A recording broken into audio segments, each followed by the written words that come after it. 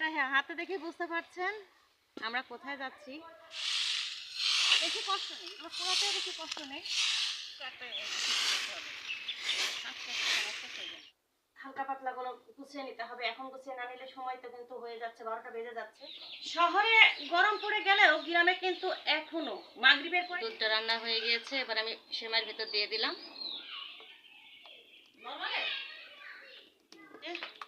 ডাউলের ভুনার শেষ পরিস্থিতিটা ঠিক স্বাদে অতুলনীয়, এক প্যাকেটে যথেষ্ট করবে। সকালবেলায় উঠে দুইজন একটা না একটা কাজে লেগে মাত্র 8 থেকে 10 মিনিট সময় আছে। এর ভেতরে আমি একবারে অজু করে নিই।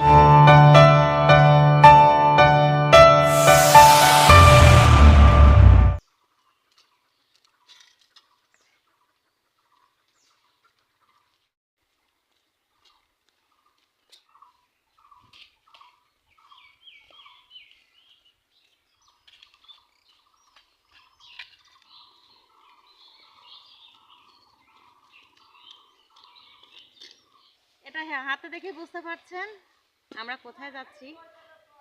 কালকে অনেকগুলো আমি এই যে আমাদের এখানে পাতা দেখে গিয়েছিলাম, যেটা প্রত্যেক সপ্তাহে পুরানো হয়। তো মনে করেন অক্টোবর থেকে নভেম্বর, ডিসেম্বর, জানুয়ারি, ফেব্রুয়ারি চলে যাচ্ছে, তারপরে পাতা পড়া বন্ধ হচ্ছে না। এই কয়টা মাস কিন্তু গাছের যত পুরাতন পাতাগুলো শুকিয়ে পড়ে যায়, ঝরে যায়।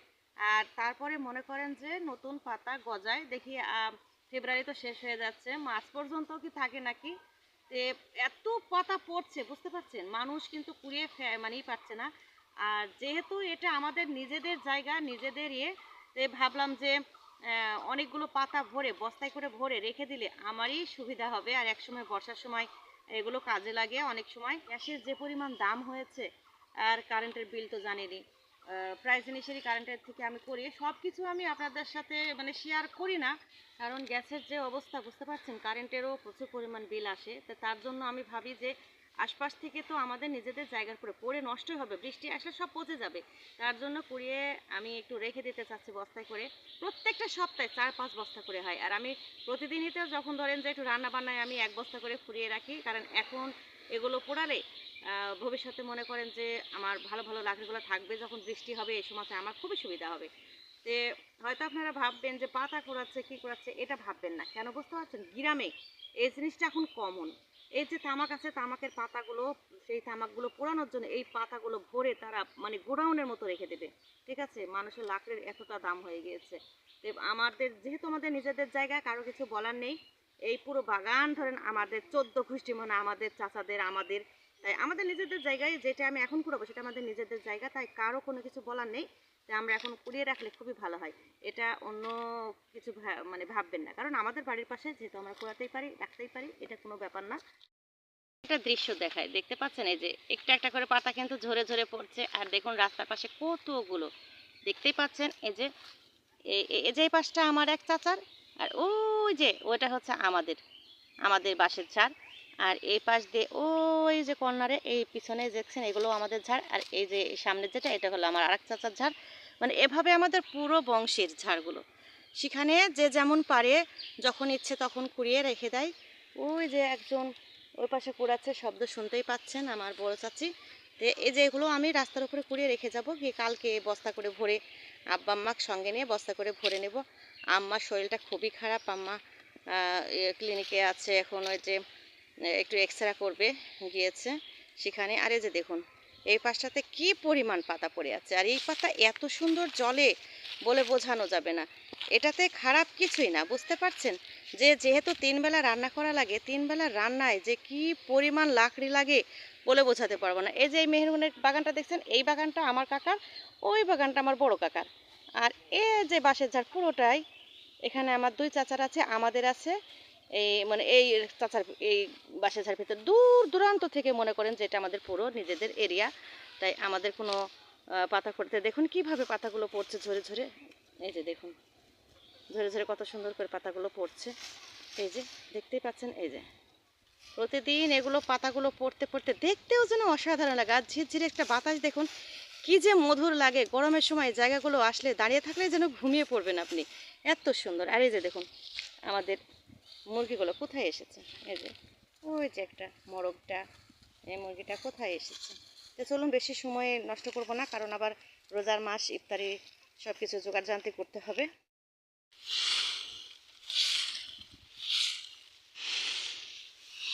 এই যে দেখতে পাচ্ছেন, মানে পোড়াতেও বেশি কষ্ট লাগবে না, খালি এভাবে টেনে নিয়ে যেতে হবে। আর এত পড়েছে, মানে কি বলবো, অনেকগুলো, বেশি কষ্ট নেই, এগুলো পোড়াতেও বেশি কষ্ট নেই। অনেকেই আছে এগুলো আবার কি শেয়ার করে না, শেয়ার করে না। আমার ভিডিওর মাঝে আমি গ্রামের যা যেখানে যেটা করব, আমি প্রত্যেকটা আপনাদের কাছে আমি শেয়ার করি।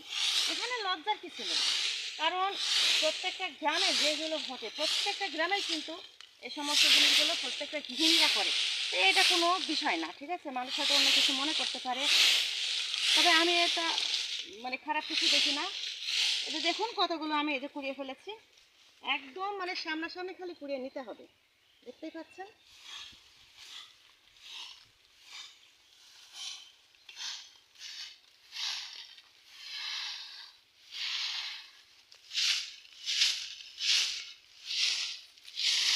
এই তো দেখুন, এক প্রান্তে আমি কতগুলো কুড়িয়ে ফেলেছি, একটু দূরে রাখবো, কারণ চলাচলের রাস্তায় বাধা দেওয়া এটা ঠিক না, তাই যেন মানুষ রাস্তায় চলাচল করতে কোনো বাধা না হয়।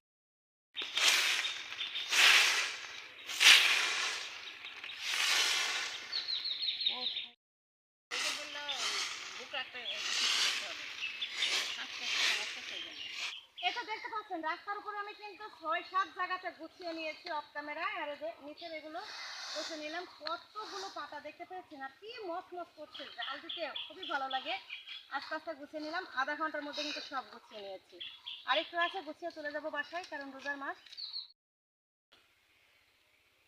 হ্যাঁ, এই তো দেখতে পাচ্ছেন সব লাকড়ি কুড়ানো আমার শেষ, পাতা কুড়ানো শেষ। এই যে দেখুন, এখান থেকে শুরু করে একদম ওই কর্নার পর্যন্ত সব কুড়িয়ে রেখে দিলাম। এই যে দেখতে পাচ্ছেন, এই যে নিচে, ঠিক আছে, এগুলো সব ইয়ে করবো, কালকে আবার এগুলো বস্তা ভর্তি করে রেখে দেবো। তাহলে মনে করেন বর্ষার সময় কষ্টটা কম হবে, আর সিলিন্ডার গ্যাসটা একটু বেঁচে যাবে।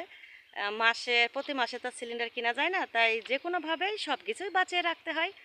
তাই মানে হাতের কাছে সব থাকলেই মানুষের শান্তি। আর গ্রামের মানুষ বর্ষাটাকে খুব কষ্ট করে পার করে, ঠিক আছে, সেজন্য বর্ষার সময়টা গ্রামের মানুষের কাছে কিন্তু একটা খুব সব দিক দিয়ে কিন্তু একটু কষ্টের জিনিস হয়ে যায়, তাই সব কিছু ওরা গুছিয়ে রাখে এভাবেই। তাই আমিও গুছিয়ে রাখলাম, যেহেতু আমাকে বর্ষা পর্যন্ত যদি থাকতে হয়, তাহলে এই লাকড়িগুলো, পাতাগুলো মনে করেন আমার কষ্ট হবে, আমাকে রান্না করতে হয়। আর আম্মা আব্বা তো ধরেন যে অসুস্থ মানুষ, তাকে তো আর কোনো কিছু হুকুম করা যায় না, তাই নিজের কাজটা নিজে করে রাখলাম। তো সবাই ভালো থাকবেন, আমি বাসায় গিয়ে সব কাজ শুরু করব। এই তো একে একে আমি রুমের এগুলো সেরে নিতে হবে, কারণ মানে সেহরি খেয়ে নামাজ পড়ে 10টা বাজিয়ে দেয় সবাই ঘুম থেকে উঠতে, তাই সকালের যে কাজটা, সেই কাজটা কিন্তু সকালে করে উঠতে পারি না, কারণ ঘুম তো একটু পারতেই হবে, তা না হলে তো সারাদিন আবার রোজাটা থাকা যাবে না। তার জন্য বিছানা টিছানা সবসময় আমাকে লাস্টেই গুছাতে হয়। আর সচরাচর আমি বেশি মানে রুম তো এখনো শেয়ার করিনি, যেহেতু আমি অন্যান্য কাজে ব্যস্ত থাকি, তাই রুমের দিকে একটু কমই আসা হয়। হালকা পাতলা গুলো গুছিয়ে নিতে হবে, এখন গুছিয়ে না নিলে সময় তো কিন্তু হয়ে যাচ্ছে, 12টা বেজে যাচ্ছে। আমি এখনো মনে করেন রুম বলেন, আমাদের যে কয়টা রুম, কয়টা কি না কি, এখনো ফ্রেশ ভাবে আমি আপনাদের সঙ্গে এখনো কোনো কিছু শেয়ার করিনি। যে বাইরে সারাদিন কাজে ব্যস্ততা থাকা লাগে, ব্যস্ত থাকার কারণে আমি যে রুমে এসে যে সব কিছু ইয়ে করবো, সেটা কিন্তু সময় একেবারে হয় না। আমি সবা বরাতে বলেন, রোজায় বলেন, সব কিছু কিন্তু রুম টুম পরিষ্কার করেছি, ইয়ে করেছি। আর সবসময় সব কিছু শেয়ার করা যায়ও না, আমি আস্তে ধীরে সুস্থে সব কিছু আপনাদের সঙ্গে শেয়ার করব। যে আমাদের রুম কয়টা বা রুমে কি কি আছে না আছে, আমি এখন আপনাদের সঙ্গে কিন্তু সেটা শেয়ার করিনি। আমাদের অনেক জমি জায়গা থাকলেও আমরা চলাফেরা করি মধ্যবিত্ত পরিবারদের মতোই, ঠিক আছে, যে আলিশান কিছু আছে, আলিশান অনেক কিছু নিয়ে আমরা বসবাস করি, বা সব কিছু মানে মানুষের কাছে দেখানোর জন্য একটা না একটা ইয়ে করতে, তা না, ঠিক আছে। আমাদের রুমে কি আছে, আমাদের রুম কেমন, আমরা কিসে থাকি, কিসের ভিতর ঘুমাই, এগুলো কিন্তু আমি কমই শেয়ার করি। মনে করেন যে গ্রামে থাকে দেখে যে একেবারে নিম্নবিত্তের মতো থাকে, তাও কিন্তু না, আমরা মধ্যবিত্তের মতো চলাফেরা করি, মানে অ্যাশ ব্যাশটা দেখানো, যেটা মানুষের এতে পড়ে না, তার জন্য এতটা যে অ্যাশ ব্যাশ আমরা দেখাই তাও কিন্তু না, একেবারে মধ্যবিত্তের মধ্যে আমরা সবসময় চলি। আর যা আছে তাই নিয়ে আমরা খুব সুখে আছি, অনেক ভালো আছি। অবশ্যই আপনাদের একদিন শেয়ার করব, যেহেতু রোজার মাস, সময়ের অভাব, আমাদের ঘর বাড়িতে কি কি আছে না আছে সেগুলো আমি আস্তে আস্তে শেয়ার করব। শহরে গরম পড়ে গেলেও গ্রামে কিন্তু এখনো মাগরিবের পরে এখনো শীতটা কিন্তু চলমান, শীত কিন্তু হালকা পাতলা লাগে। আর যার একটু শীতটা বেশি, হালকা পাতলা এখনো কিন্তু কম্বল তোলেনি। আমাদের বাড়ির সুখী মানুষের কিন্তু এখনো শীত লাগে, ঠিক আছে? তার জন্য এই যে পাতলা একটা কম্বল রেখে দিয়েছি। সব ঘরে কিন্তু পাতলা পাতলা কম্বল রেখে দিয়েছি, কারণ গ্রামের বাড়ি তো এখনো অনেকটাই শীত আছে। রোজার ভিতরে অতিরিক্ত চাপ নিতে পারছি না, তার কারণে মনে করেন প্রতিদিন বিছানা টিছানা এভাবে আমরা ঝাড়ু টাড়ু দিয়ে ক্লিন করে রাখি। আবার 10টা রোজা থাকতেই আমরা কিন্তু আবার ডিপ ক্লিন করবো পুরো ঘর বাড়ি। আবার বিছানা চাদর মধ্যে এমনি ধোয়া আছে, পুরো মাসের জন্য আরো 2টা করে ধুয়ে রেখেছি প্রত্যেকটা রুমের। 10টা রোজা থাকতেই আবার ঈদের পরিষ্কার পরিচ্ছন্নতা সবাই আবার শুরু করে দেবো। রোজার মাসে এতটা চাপ নেওয়া শরীরের পক্ষে সম্ভব হয় না। এই তো এগুলো রেখে দিলাম। আমাদের রুম এবং আব্বা আম্মার রুমটা আমি একসাথে সব ক্লিন মানে পরিষ্কার করে নেব। আব্বাদের রুম সবসময় ক্লিন করাই থাকে, কারণ আব্বা তো সবসময় নামাজ পড়িয়ে করে, তাই বিছানার উপরে তো বেশিরভাগ করে, তাই সবসময় ওগুলো গুছিয়ে রাখি আমি। এখন অন্যান্য কাজের সঙ্গে আমি এগুলো সেরে নেব। এই যে শহরের ঝাড়ু আর গ্রামের ঝাড়ুর মধ্যে পার্থক্য দেখুন।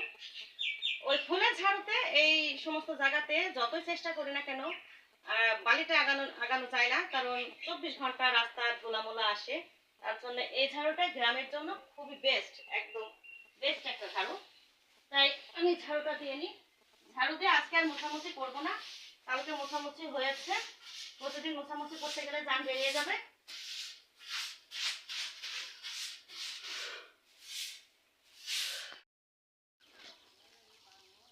এই যে দেখুন শাক বুনবে, তাই দেখুন সব জায়গাটা সুন্দর ইয়ে করেছে। এখন পানি দিয়ে জায়গাটাকে ভেজাচ্ছে। এই যে দেখুন সুন্দর করে এখানে খুঁড়ে নেওয়া হয়েছে, ছোট ছোট করে মাটিগুলো ভেঙে দেওয়া হয়েছে। এখন পানি দিয়ে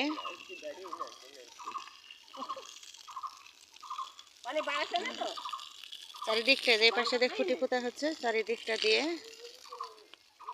ইয়ে করবে। সকালবেলায় উঠে দুইজন একটা না একটা কাজে লেগে যায়। এই যে আব্বা নিচে নামছে। রোজা রমজান মাসে থাকলেও গ্রামের মানুষের কোনো রোজার ছুটি নেই। এই যে এভাবে পানি দিয়ে ইয়ে করছে। কয়েক রকমের শাক বোনা হবে। আর এই যে বারান্দা এখানে অলরেডি দেওয়া হয়েছে, গাছ কিন্তু অলরেডি বড় হয়ে এসেছে।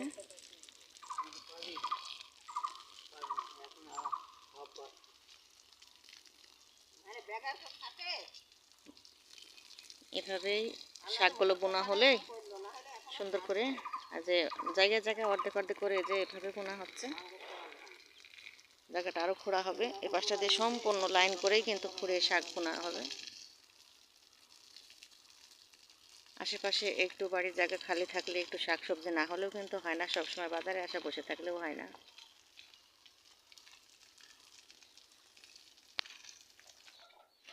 এই তো প্রতিদিনের মতো সব কাজ ছেড়ে চলে এসেছি। আজকে 8টা রোজা, মানে অষ্টম রোজা। অষ্টম রোজায় মানে ইফতারি এবং সেহরিতে প্রতিদিন আমি যেমন দেখাই আজকেও তেমন দেখিয়ে দিচ্ছি, কারণ ইফতারি সেহরি প্রতিদিনই আমার আলাদা আলাদা আইটেম থাকে। যতটুকু আল্লাহ তাআলা সামর্থ্যে আমাদের রিজিকে রেখেছে ঠিক সেগুলো অনুযায়ী আমি আলাদা আলাদা করার চেষ্টা করি। তো আজকে ইফতারিতে কি আছে দেখিয়ে দিই। এই যে ইফতারিতে আছে পেঁয়াজু, আর সেই সাথে আমি সুজি রান্না করব, তার সাথে একটু সেমাই রান্না করব। আর এই যে দেশি গমের আটা দিয়ে একটা রুটি বানাবো, আর সেই সাথে মনে করেন যে এই যে আলু, এই ডিম আর ডাউল দিয়ে একটা নিরামিষ করব এই রুটিটা খাওয়ার জন্য। আর সেহরিতে কি আছে দেখুন, এই যে তেলাপিয়া মাছ দিয়ে টমেটো আলু আমি একটু ঘন ঘন ভাব করবো, আর একটা ভর্তাও করতে পারি, সেই সাথে এই যে শাক আমি ভাজি করব। এটাই হচ্ছে আমাদের সেহরিতে। সেই সাথে দুধ তো থাকছে, মানে দুধ তো প্রতিদিনই থাকে। এগুলোই হচ্ছে আমাদের ইফতারি এবং সেহরির আজকে রান্নায় চলবে, ঠিক আছে। তারপরে ইফতারিতে কী কী সাজাবো সেগুলো অবশ্যই আপনাদের সঙ্গে শেয়ার করব। কারণ প্রতিদিনের মতো আবার বলছি, সময় একেবারে হাতে কম, ঝটপট আমাকে এগুলো রান্না করে নিতে হবে, তারপর ইফতারি রেডি করতে হবে, তারপর অন্যান্য কাজ তো আছেই। তো চলুন আমরা সরাসরি চলে যাই রান্না করে এবং রান্না শুরু করে দিই। তো আমি রান্নাঘরে এসে গিয়েছি। প্রথমে আমি রুটিটা বানিয়ে নেব, আর এ পাশে আমি বসিয়ে দিয়েছি ডাউলটা। ডাউলে কি কি দেবো সেটা দিয়ে দিচ্ছি। ডাউলে আমি মরিচ দিয়ে দিলাম, রসুন টুকরা দিয়ে দিলাম, যেহেতু ভুনা হবে অল্প অল্প করে সবই দিয়ে দিতে হবে। দিয়ে এখন সিদ্ধ দিয়ে দিলাম, ঝটপট রুটিটা বানিয়ে নেব। চুলা এই যে বিসমিল্লাহ বলে জেলে দিলাম। এই তো আমি রুটি বানিয়ে নিলাম। প্রতিদিন তেলের জিনিস খাওয়ার চেয়ে একদিন এক এক রকমের মানে ইফতারিটা করলে আসলে শরীরটা খুবই ভালো থাকে। তার জন্য আমি কিন্তু আজকে এই পদ্ধতি বেছে নিয়েছি। বেশি কমে রুটিটা খেলে গ্যাস হয় না, খুব ভালো একটা জিনিস। এই তো বিসমিল্লাহ বলে একটা রুটি হয়ে গেল, দিয়ে দিচ্ছি বিসমিল্লাহ।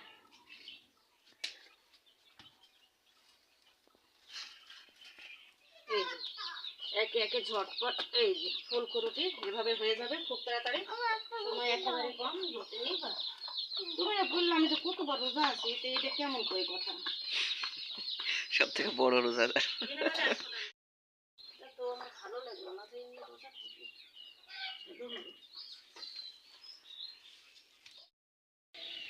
এই তো আমি দুধ নিয়ে বসেছি একবারে। এটাকে আগে প্রথমে সেমাই দিয়ে দিব। এই তো তেজপাতা দারচিনি এই এলাচের ফল দিয়ে দিলাম, কারণ অল্প অল্প করে হবে, কারণ সুজিও তৈরি হবে, তার জন্য সেমাই আর সুজি। মানে ইফতারিতে একটু মিষ্টি জিনিস আমার ছেলেও পছন্দ করে, আমরাও পছন্দ করি, এবং আমার আব্বাও খুব পছন্দ করে, তার জন্য একটু মিষ্টি জিনিস রাখার চেষ্টা করি। এই তো চিনি দিয়ে দিলাম, একবার বেশি যে মিষ্টি করবো তাও না,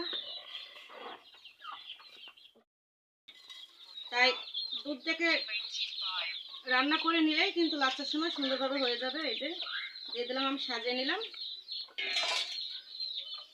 এই যে এই তো দুধটা রান্না হয়ে গিয়েছে, এবার আমি সেমাইয়ের ভেতর দিয়ে দিলাম, খুব সুন্দরভাবে হয়ে যাবে। ঝটপট একেবারে ঝটপট রান্না সারতে হবে, ঝটপট রান্না হচ্ছে ইনশাল্লাহ। সুজির জন্য আমি দুধ দিয়ে দিচ্ছি, এই যে অল্প করে সুজি করবো তাই অল্প করে দুধ দিয়ে দিলাম।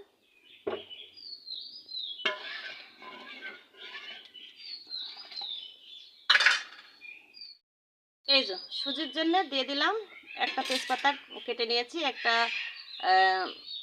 এলাচের ফল, আর 2 টুকরো দারচিনি।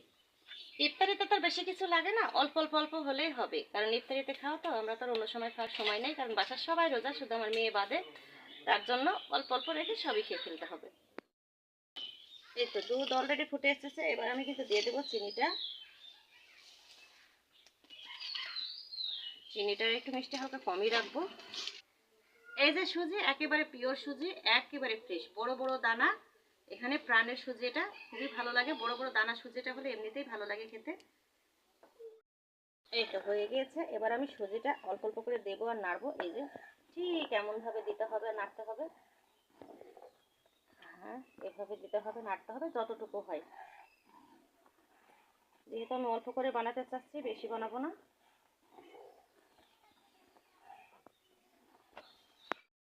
এই যে হয়ে গিয়েছে, আর ঠান্ডা হয়ে গেলে কিন্তু আর একটু ঘন হয়ে যাবে, আর রুটি দিয়ে খাবো তো এমন, মানে ঘনত্বটা এমন থাকলেই হবে।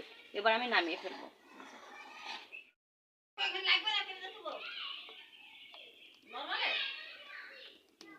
এই তো দেখুন হয়ে গেল সুজিটা রান্নাও।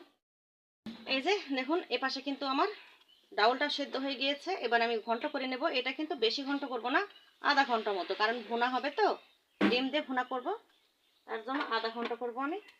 এই যে দেখুন 2টা চুলা থাকলে কি হয়, ও পাশে কিন্তু ডাউলটা আমার সিদ্ধ হয়ে গেল, এত যে সুবিধে। এই যে একটু মানে নরম নরম করে রাখতে হবে, যেন তেল দেওয়া পর্যন্ত ডাউলটা হয়ে যায়, শক্ত হয়ে যাবে। যেহেতু রুটি দিয়ে খাওয়া, বেশি শক্তও ভালো লাগবে না, পরিমাণ মতো করে নিতে হবে। এখানে ডাউলটা তেলে দিয়ে নেব। আর এই যে দেখুন, এপাশে আমি দুধটা দিয়ে দেবো। কোনো চুলা মানে সময় আমি নষ্ট করবই না। যেহেতু ডিমটাকে আমি ডিম দিয়ে ডাউলটা ভুনা করব, তার জন্য ডিমটা আগে থেকে আমি এইভাবে ভেজে নেব। এভাবে, ঠিক এভাবে ভেজে নেব। নুডলসে যেভাবে দেয়, তাহলে একটু সাধারণ হবে না, খুব সুন্দর টেস্ট লাগে। আর বেশি কড়া করেও ভাজবো না, সামান্য একটু হয়ে গেলেই উঠিয়ে নেব। এইভাবে যদি ডাউলটা রান্না করা যায় লুচির সঙ্গে, পরোটার সঙ্গে সেই লাগে। এই তো পেঁয়াজ দিয়ে দিলাম, রসুনের কুচি দিয়ে দিলাম, নাড়াচাড়া করে নিলাম। পেঁয়াজটা কিন্তু বাদামি কালার হয়ে এসেছে পেঁয়াজটা। এবার আমি এগুলো দিয়ে দেবো, তাহলে ডিমের সঙ্গে পেঁয়াজটা লেগে থাকবে না। এটা হয়ে গিয়েছে। এবারে যে বিসমিল্লাহির রহমানির রহিম, এভাবে যদি ডাউলের ভুনাটা করা যায় সেই টেস্ট লাগে। লুচির সঙ্গে, পরোটার সঙ্গে, সাধারণ রুটির সঙ্গে অনেক মজা লাগে। এই তো হয়ে গেল আমার ডাউল ডিম দিয়ে ভুনা। এই হচ্ছে ডাউলের ভুনার শেষ পরিস্থিতিটা। ঠিক এমন হয়ে যাবে। আরও একটু শক্ত হবে ঠান্ডা হতে হতে। একটু নরম না হলে রুটিতে খেতে ভালো লাগে না, বেশি শক্ত হয়ে গেলে। এই হচ্ছে আমার ডিম দিয়ে ডাউলের ভুনাটা। এবার পেঁয়াজিটা ঝটপট বানিয়ে নিই। এই তো সব রেডি আমার। এখন শুধু খালি পেঁয়াজিটা বানালে কিন্তু হয়ে যাবে চুলার রান্নার কাজগুলো। আমি সেহেরিটা আস্তে আস্তে রান্না করে নেব। কাজ যদি হাতেই থাকে তাহলে ইফতারির আগে একটা রান্না করে ফেলবো। দেখুন, তারপরে আমি কিন্তু এটা চুলার পরে দিয়েই আমি শরবতটা বানাতে যাব। এই তো দিয়ে দিলাম। খুব দ্রুত, সময় হাতে একেবারেই কম। এই কদিন 2 দিন অন্তত বসতেই পারিনি, একবারে গিয়ে সঙ্গে সঙ্গে ইফতারি করতে হচ্ছে। মানে সেহরির আর ইফতারির একসঙ্গে রান্না করতে গেলে যা হয়, সময় একটু বেশি লেগে যায়। কারণ ছোট বাচ্চা বাড়িতে রাত্রে রান্না করতে গেলে হয় না। এই যে যেহেতু সেহরিটা আমি আগে আপনাদেরকে কাঁচা রান্নার আগে দেখিয়ে দিই, তাই সেহরিটা আমি আর শেয়ার করতে পারি না আপনাদের সঙ্গে। তো দিয়ে গেলাম। এখন ঝটপট আমি শরবতটা বানিয়ে নেব। এই তো আমি উল্টে দিলাম। শরবতের পানি টানি সব রেডি করে রেখে এসেছি, লেবু টেবু কেটে এসেছি। এবার শরবতটা বানিয়ে নেব ঝটপট। এই তো পেঁয়াজিটা হয়ে গেল, ঝট করে আমি এটাকে তুলে নেব। আর এই দেখুন, এই যে আর একটা হবে, দেখি কয়টা হয়। শেষ, শরবতটা বানিয়ে নিই। এই যে টাটকা লেবু, একদম আমাদের বোনদের বাড়ির লেবু। তাদের গাছ আছে 10 কাঠা জমিতে লেবুর বাগান আছে, একদম ফ্রেশ। এই লেবুর বাজারে যে ফিরি ফিরি লেবু পেয়েছি, এটাই অনেক কিছু। ঠিক আছে, যে দাম লেবুর, মানুষ শরবতটা খাবে কেমন করে? মানুষ বোঝে না, রোজা রমজান মাস, মানুষ একটু সব কিছু কম দামে করবে। মানুষ তো আর গাড়ি গাড়ি খায় না, বস্তা বস্তাও খায় না। একটা মাস মানুষের সব কিছু কম লাভ করলে কি হয় বলেন? মানুষ বোঝে না রোজা রমজান মাস। এই যে প্রতিদিনের মতো একই কাজ, তবু শরবত দেখলেই মনে হয় মনটা প্রশান্তি হয়ে গেল, এমন মনে হয়। লবণ দেওয়ার পরে এই যে দিয়ে দিলাম এবার ইস্পি, স্বাদে অতুলনীয়, 1 প্যাকেটে যথেষ্ট। দিয়ে দিলাম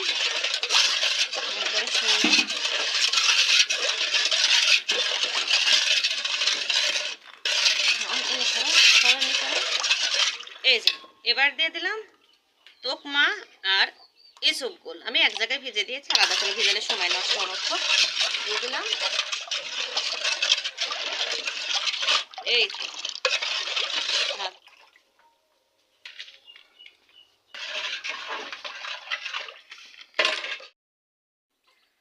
আর মাত্র 8 থেকে 10 মিনিট সময় আছে। এর ভেতরে আমি একবারে অজু করে নিই, একবারে মনে করেন যে ফ্রেশ হয়ে নেব। অজু টজু করে আমি ইফতারিতে বসে যাব। আর সময় নেই, বেশি সময় আজকে দিতে পারবো না। এই তো এটাই হচ্ছে আমাদের অষ্টম রোজার ইফতারি এবং সেহরি, একটা সেহরি রান্না হয়েছে আর একটা বাকি আছে। এটা আমি ভাবছি যে একটু মানে ইফতারিটা করার পরেই ওটা করবো, কারণ গরম গরম খেতে ভালো লাগবে।